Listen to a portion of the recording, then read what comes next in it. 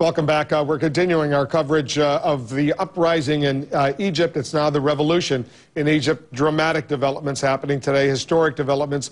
Hosni Mubarak is no longer the president of Egypt. All power has now been handed over to the Egyptian military, which is in charge of this transition period leading towards free and fair elections. How long that transition will take, anyone's guess right now. But joining us is Republican Congressman Ron Paul of Texas. He's joining us now from the Conservative Political Action Conference here in Washington. Congressman Paul, thanks very much for joining us. Let's talk about Egypt, a subject you know quite a bit about. You've said controversial remarks. He said Egypt is the United States' 30-year mistake. What were you referring to? Well, we've invested a lot of money into Mubarak, and I don't think it was a good investment. It was stable for a while, but it was building the resentment and the instability that finally burst out. So I would say the $70 billion was not worth it, and that unfortunately many of those dollars ended up in Swiss bank accounts for his family. So I think it was a big mistake. And we really don't have the money to spare, and I don't think it does anything for our national security. So if you had your way, the $1.5 billion a year that the U.S. provides Egypt in military, mostly military, about $1.3 billion, about another $200 million in economic assistance, if you had your way, all of that would be gone immediately? Is that what you're saying?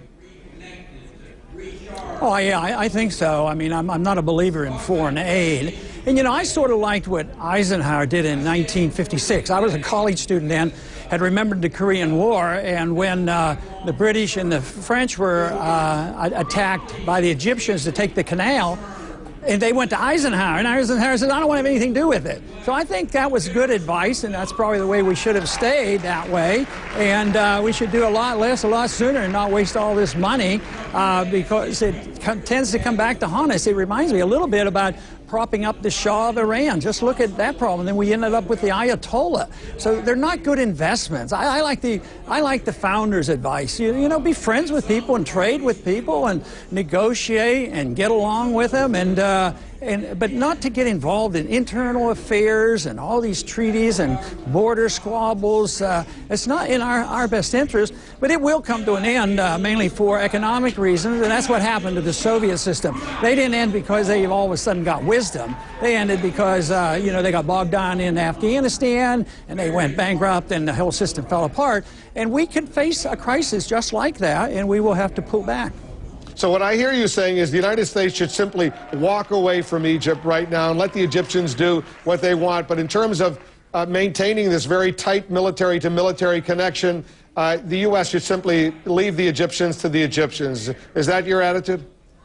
Sure. I think so. I mean, if we'd have a problem like that, we wouldn't want foreigners in here to sort things out. We would say it's our responsibility.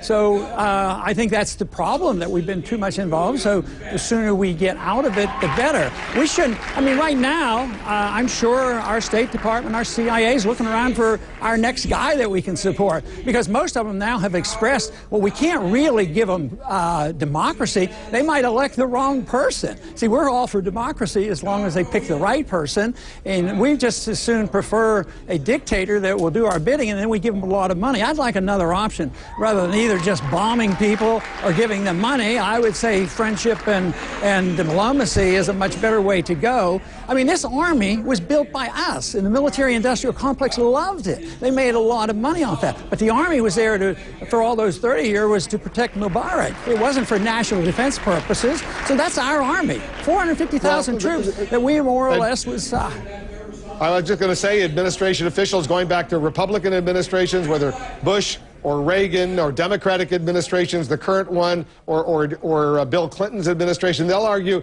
this military assistance to Egypt is a good investment in the United States because Egypt was an ally, a strategic partner, and cooperated with the U.S. in the war on terror, for example. So this was money well spent. That's the argument we've heard now for 30 years. Well, yeah. But I think our current events proved my point. It wasn't well spent because it ended up in chaos, and we don't know who the next dictator is going to be, and it helped contribute to our bankruptcy.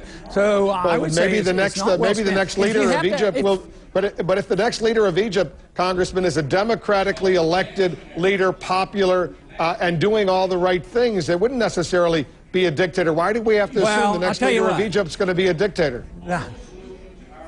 That would be great, but I personally believe that the odds of that happening are much better if we're not there picking the individuals to spend our money on it. So I'm for that. I just don't believe that the best way to do is get in there and finance the military. The military right now, of course, is dependent on us, and the military is in charge, so we really own the country right now through the military. And the people will not put up with this.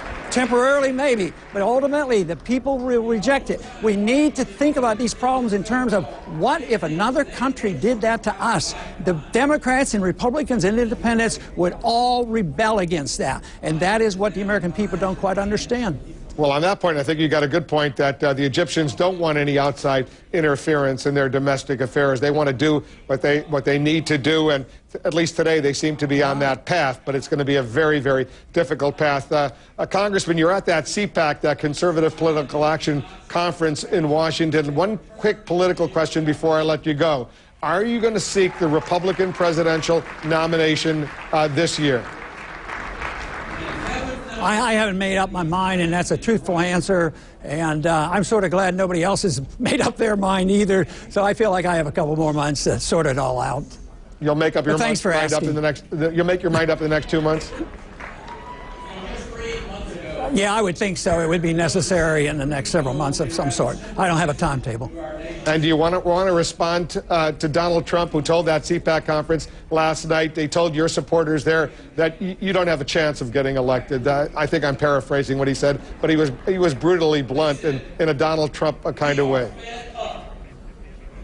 Yeah, you know, some people pointed out that a lot of people said that about my views when I ran for Congress, and I was elected to Congress 11 times, and I had the same views, and some of my views are very libertarian, challenge the status quo Republican. I had a very conservative Bible Belt Republican district, and they said there's no way you can win win an election by basing everything on the Constitution. People aren't interested in that anymore.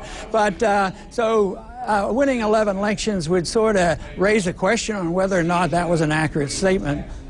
You've been pretty impressive over the years, and you were pretty impressive, I must say, in the run for the Republican nomination last time around. Your supporters were probably among the most enthusiastic out there, as I can personally testify. Hey, Congressman, thanks very much for joining us. Thank you. Ron Paul, the Republican congressman from Texas. Hala, back to you. All right, thanks, Wolf. Up next for